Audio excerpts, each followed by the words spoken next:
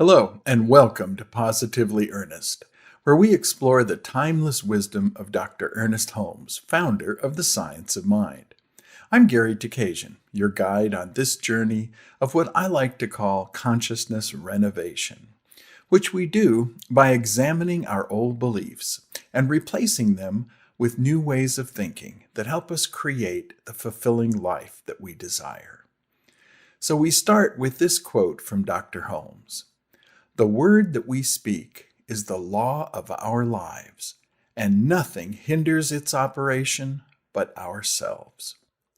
Allow me to change that a bit.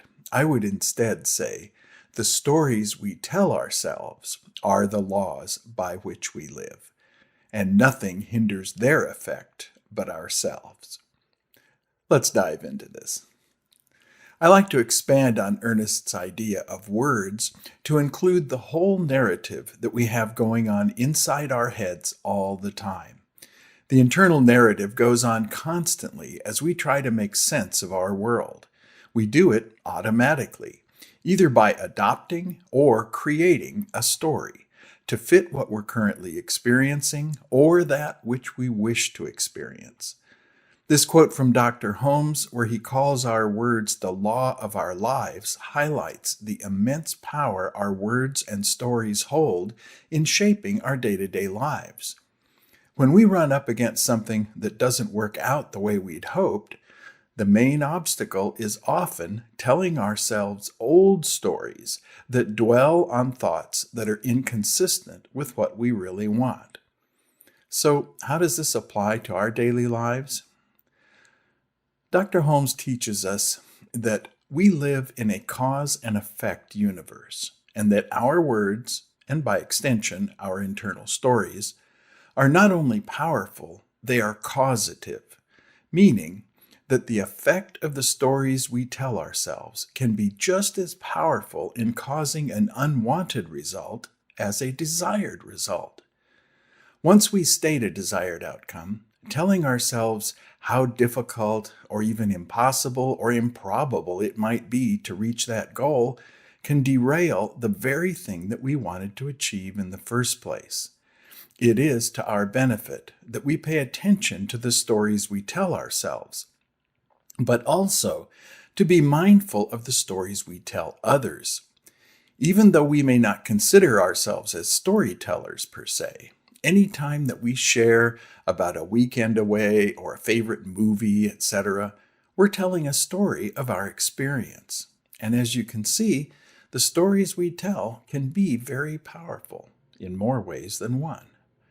I know that in my 18 years as a Science of Mind practitioner, I've been working on these ideas all along. And I know how easy it is to slip into old narratives when something doesn't go as I anticipated. When I fall into a lapse of consciousness, my partner is right there to remind me to speak only of that which you wish to experience. And that stops me in my tracks from any more grousing around that I may be doing. And I'm living proof that life is a work in progress. I'd like to know your thoughts on this. Have you ever noticed telling yourself something that you wanted was too difficult or out of reach?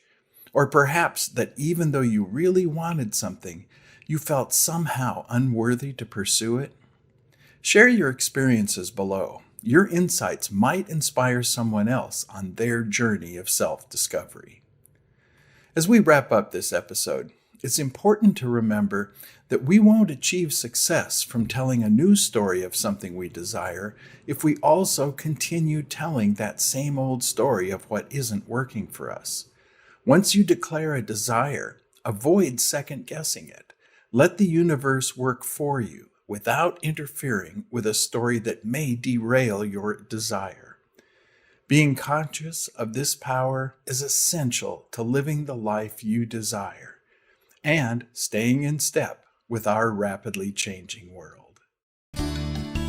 Thanks for joining us for this episode of Positively Ernest from Vida Spiritual Learning Center. If you found this meaningful, we'd love to hear from you. Please leave a comment, question, or suggestion below. For more information, you can visit our website at vidaslc.org, where you can also make a tax-deductible donation to support the programming that we provide for free. Don't forget to like, share, and subscribe so you can be notified of future programs. Thanks, and we'll see you next time as we are Positively Ernest.